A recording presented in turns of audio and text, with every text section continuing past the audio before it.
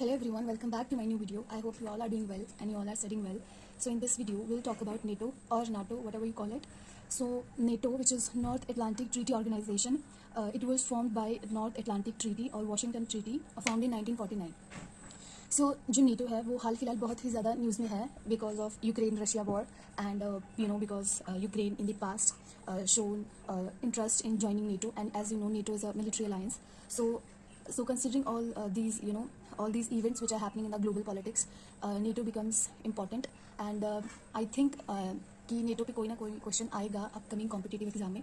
इस बार जब मैं यूपीएससी सीएपीएफ असिस्टेंट कमांडेंट का central arm police force assistant commandant का जब एग्जाम देने गई थी तो उसमें भी नेटो के मेंबर कंट्री से रिलेटेड एक क्वेश्चन पूछा हुआ था कि इनमें से which one of the following is not member country of NATO.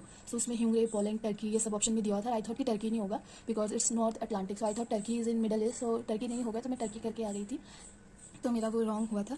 So NATO एक बहुत ही इंपॉर्टेंट टॉपिक है. अगर हम इस टाइम पे अगर ग्लोबल पॉलिटिक्स की बात करें तो काफ़ी कुछ इवेंट्स हो रहे हैं यूक्रेन रशिया वॉर की वजह से. सो कुछ ना एक क्वेश्चन बन सकता है नेटो में से. तो North Atlantic Treaty Organization basically ये फॉर्म हुआ था कोल्ड वॉर के बाद में, कोल्ड वॉर से पहले मतलब वर्ल्ड वॉर 2 के बाद में शुरू हुआ था ये, बिकॉज एंटी सोवियत था. बेसिकली एंटी सोवियत मतलब एंटी रशिया था, बिकॉज इसमें यूएस है तो एंटी सोवियत तो होगा ही.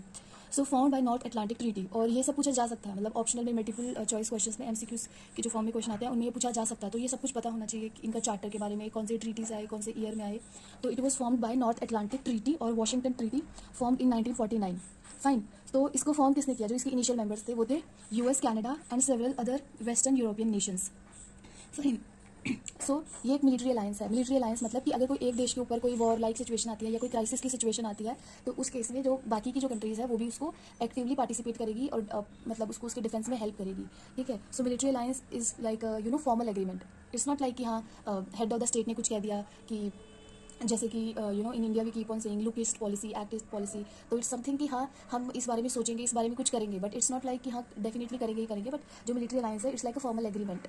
फॉर्मल एग्रीमेंट इट्स लाइक कि करेंगे. तो फॉर्मल एग्रीमेंट है between nations concerning national security. So nations in a military alliance agree to active participation and contribute to defence of others in the alliance. तो ये जो की वर्ड्स हैं हमें इनका ध्यान रखना है कीवर्ड्स का, सो दैट कि एग्जाम में आए, क्योंकि एग्जाम में क्वेश्चन पूछा जा सकता है. ठीक है. यूपीएससी के एग्जाम की बात करें तो उसमें जैसे कि पीएसआईआर का ऑप्शनल होगा और या इंटरनेशनल रिलेशन जीएस पेपर 2 में उसमें भी ये क्वेश्चन पूछे जा सकते हैं. तो ये जो की टर्म्स है कि active participation and contribution to defence of other in the alliance in the event of crisis. तो इसका जो हेडक्वार्टर है वो ब्रुसेल्स बेल्जियम में है. ब्रुसेल्स बेल्जियम में. सो यू नो कि जो बेल्जियम है वो कंट्री है यूरोप में. ठीक है. जर्मनी फ्रांस के नॉर्थ साइड में. फाइन. सो इसका हेडक्वार्टर कहाँ पे है? ब्रुसेल्स बेल्जियम में. एट प्रेजेंट इसमें 30 कंट्रीज है. 30 कंट्रीज है. तो इसके मेंबर नेशंस का भी क्वेश्चन पूछा जा सकता है. ठीक है. तो मेंबर कंट्रीज इसकी किस तरीके से याद करेंगे हम? तो देखो इसको मैंने ग्रुप्स में डिवाइड कर दिया है कि जो 30 कंट्रीज़ है उसको ग्रुप में डिवाइड कर दिया मैंने. तो जिनको थोड़ी सी भी वो मैप की नॉलेज होगी, जिन्होंने थोड़ा सा भी मैप का माइंड में आइडिया होगा, वो ये इस तरीके से लर्न कर सकता है. कि मुझे तो लर्न हो गया इस तरीके से. आई होप आपको भी हो जाए. एक दो बार आप पढ़ेंगे तो आई एम श्योर कि हो जाएगा. तो एट प्रेजेंट इसमें 30 कंट्रीज़ है. तो सबसे पहला जो ग्रुप है वो ले लो नॉर्थ अमेरिका का, कि यूएस कनाडा नॉर्थ अमेरिका का, then US Canada, UK, Belgium और नीदरलैंड. सो बेल्जियम और नीदरलैंड ये दोनों साथ साथ में है कंट्रीज, बॉर्डर एक दूसरे के टच करती है. सो यूएस कनाडा, यूके के बाद में ओशन, और ओशन के बाद में बेल्जियम. ओशन सी है उसके बाद में, सॉरी ओशन नहीं है, सी है. यूके और बेल्जियम और नीदरलैंड के बीच में सी है. US Canada, UK, Belgium and Netherlands. Fine. Then उसके बाद में स्कैंडिनेवियन कंट्रीज. हालांकि जो इसमें डेनमार्क है वो स्कैंडिनेवियन कंट्री नहीं है. तो जिनको नहीं पता उनको मैं बता दूं कि स्कैंडिनेवियन एक माउंटेन सीरीज है जो 3 कंट्रीज है. कौन कौन सी? एक तो है फिनलैंड, स्वीडन और नॉर्वे. फाइन. तो नॉर्वे जो है, ये तीनों कंट्रीज है, इनको स्कैंडिनेवियन कंट्रीज बोलते हैं. तो और जितने भी ये डेवलपमेंट रिलेटेड इंडेक्स होते हैं ना उनमें इनके जो रैंक होते हैं वो टॉप में आते हैं. तो ये कंट्रीज ऐसे नहीं है कि बहुत ही मतलब गुमशुदा कंट्रीज है. ये काफ़ी मतलब इन सब चीज़ों में जो भी अच्छे इंडेक्स होते हैं उनमें इनकी काफ़ी अच्छी रैंक आती है. दैट मीन्स कि यहाँ पे काफ़ी सिस्टम बहुत अच्छा है उस हिसाब से. तो ये भी कंट्रीज न्यूज़ में रहती है, मतलब उस वे में न्यूज़ में नहीं रहती ग्लोबल हेजेमनी या ग्लोबल पॉलिटिक्स में नहीं, बट वैसे न्यूज़ में रहती है. डेनमार्क जो है ना वो नीचे है, लेकिन इन्हीं के नीचे है, मतलब इनके नीचे सी है और सी के बाद में फिर डेनमार्क है. तो इनको हम सेम कैटेगरी में रख सकते हैं, डेनमार्क एंड नॉर्वे. उसके बाद में जो बाल्टिक देश जिनको बोलते हैं, जो बाल्टिक सी के साइड में है, वो है एस्टोनिया, लातविया, लिथुआनिया. तो ये जो कंट्रीज है ये सारी कंट्रीज भी रशिया के साथ में बॉर्डर शेयर करती है. ठीक है. तो इसलिए ये सारी कंट्रीज बिकॉज यूक्रेन पे इन्वेजन हुआ है तो इनको भी मतलब डर है एक्सपेंशन का रशिया की तरफ से. तो ये सारी कंट्रीज जो है ना ये नाटो के साथ में मिली जा रही है. और साथ ही साथ जो ये फिनलैंड और स्वीडन है, क्योंकि ये भी रशिया के पास में है, which I show you in the atlas, कि इसलिए ये भी शो करी है अपनी इंटेंशन कि ये भी नाटो के साथ मिलना चाहती है. ठीक है. उसके बाद में इधर से हम यूरोप नेशन में शुरू करेंगे. तो ये तो हमको पता ही है, Portugal, then Spain, then France, Germany and Italy. I don't think so. तो Portugal, Spain, France, Germany and Italy, ये यूरोपियन यूनियन के जो नेशंस है। उसके बाद में इधर ये सारी कंट्रीज है, ये बॉर्डर करती है यूक्रेन को, ठीक है। रोमानिया, हंगरी, स्लोवाकिया, पोलैंड, ठीक है। इनमें से शायद रोमानिया नहीं भी करती, बट सारी यूक्रेन के आसपास ही है, ठीक है। उसके बाद में इधर ये ब्लैक सी के आसपास की कंट्रीज है, टर्की, ग्रीस और बुल्गारिया। तो टर्की का एज यू नो कि नाम चेंज करके अब ये कर दिया गया है तुर्की, आई थिंक इसकी प्रोनाउंसिएशन हो सकती है। उसके बाद में ये वाली है, ये बहुत, ये जो यूक्रेन को बॉर्डर करी है कंट्रीज, इनको बॉर्डर करी है ये वाली, और बहुत ही छोटी कंट्रीज है, मैप पे आप इनको स्पॉट भी नहीं कर सकते, ना देखना पड़ता है, टाइम लगता है। तो Albania, Croatia, Slovenia, North Macedonia, Montenegro. तो ये जो इसकी है ये मेंबर कंट्रीज है। आई थिंक अगर इसको ग्रुप में हम ऐसे रखेंगे तो याद हो जाएगा। तो एक बार हम बिना नोटबुक देखे मैं बोलती हूँ, अभी ऐसे बोलिए कि US, Canada, then UK, then Netherlands, Belgium, then second group में डेनमार्क, नॉर्वे, फिर थर्ड में बाल्टिक देश जो कि एस्टोनिया, लातविया, लिथुआनिया, फोर्थ में है हमारे पास Portugal, Spain, France, Germany, Italy, fourth में है हमारे पास I think Romania, Hungary, Poland और स्लोवाकिया, थर्ड में है हमारे पास Turkey, Greece and I think एक और कोई था, आई डोंट नो। एंड उसके बाद में इधर जो यूक्रेन को जो बॉर्डर कर रही है कंट्रीज, उनको जो बॉर्डर कंट्री कर रही है वो है मॉन्टेनीग्रो, Croatia, Slovenia, North Macedonia, Montenegro. तो आई थिंक ऑलमोस्ट सारी कंट्रीज ही मैंने बोल दी। तो इस तरीके से आप भी करेंगे, अंडरस्टैंडिंग के साथ में करेंगे तो हो जाएगा। हर किसी का हम वो भी नहीं कर सकते कि हर किसी की कोई ट्रिक याद कर ले, बिकॉज इतना कुछ लर्न करने के लिए जितना ज़्यादा हम कंसेप्ट को अंडरस्टैंड करके करेंगे, आई थिंक उतनी ज़्यादा हमें हमारी जो नॉलेज है वो बढ़ेगी। फाइन।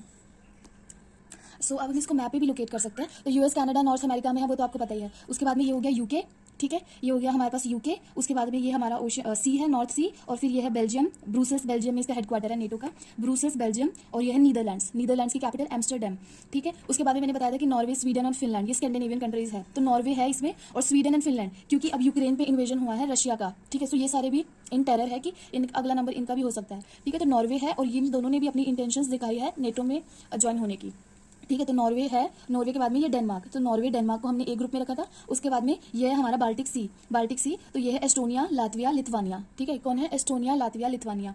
फाइन। उसके बाद में यहाँ से अगर हम शुरू करेंगे तो Portugal, Spain, France, Germany and Italy, ठीक है। Portugal, Spain, France, Germany and Italy. और उसके बाद में कौन कौन सी कंट्रीज आएगी हमारी?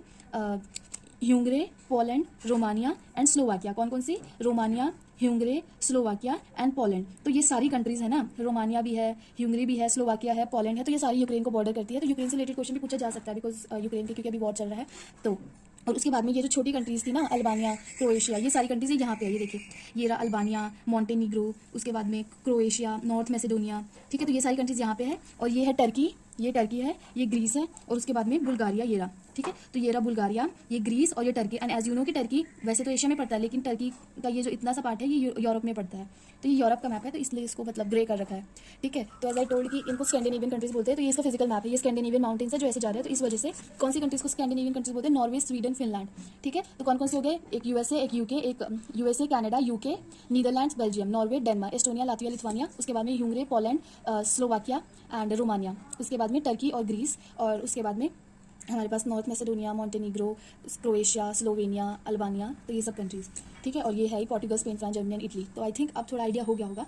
तो वैसे तो जो बच्चे प्रिपेयर कर रहे होंगे ना, मतलब जो बाकी एग्जाम की तैयारी करेंगे, आई थिंक उनको इतना मैप की जरूरत नहीं पड़ी होगी, उनको थोड़ा आइडिया होगा। बट आई थिंक कि जो एकदम बिगनर्स भी हो, जो अभी तैयारी कर रही हो, उनको मैंने माइंड में रखते हुए थोड़ी अंडरस्टैंडिंग प्रोवाइड करी है। नाउ सो नेटो के बारे में हमने इतना जान लिया कि नॉर्थ अटलांटिक ट्रीटी से, वॉशिंगटन ट्रीटी से इसको फॉर्म किया गया 1949 में। हाल फिलहाल इसमें 30 मेंबर्स है। ये एक मिलिट्री अलायंस है, military alliance in the sense attack on one would be considered as attack on all. इसका हेडक्वार्टर है ब्रुसेल्स, बेल्जियम में, ठीक है।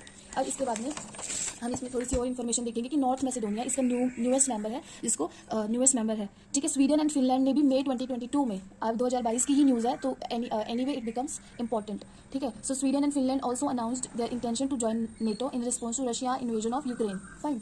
तो इन्होंने भी Sweden and Finland, I shown you on the map. So and what Russia's invasion of Ukraine. So ये जो है, ये an armed attack against one or more of them in Europe or North America shall be considered as an attack against them all. तो basically ये NATO के nature को बताती है ये लाइंस कुछ, कि वो कैसा एक वो है। So this principle of collective defence is enshrined in article 5 of the Washington treaty. तो ये कलेक्टिव डिफेंस का जो प्रिंसिपल है, ये कहाँ पे मेंशन है? आर्टिकल 5 में मेंशन है वॉशिंगटन ट्रीटी के। उसके बाद में आर्टिकल 5 को पहली बार इन्वोक करा गया था 2001 में, जब ओसामा बिन लादेन ने वर्ल्ड ट्रेड सेंटर जो कि वॉशिंगटन डीसी में है वहाँ पर अटैक कर दिया था, जिसमें लगभग 3000 लोगों की डेथ हो गई थी। तो सबसे पहली बार जो था ये आर्टिकल 5 को, ये कलेक्टिव डिफेंस का जो आर्टिकल, इसके को पहली बार इन्वोक करा गया था, ठीक है। तो आई थिंक इतना काफ़ी है। बाकी मेंबर कंट्रीज तो अच्छे से याद ही रखना। So thank you all for watching to my video, and if you like my video, do like, share, comment and subscribe to my channel. Do not forget to like and subscribe.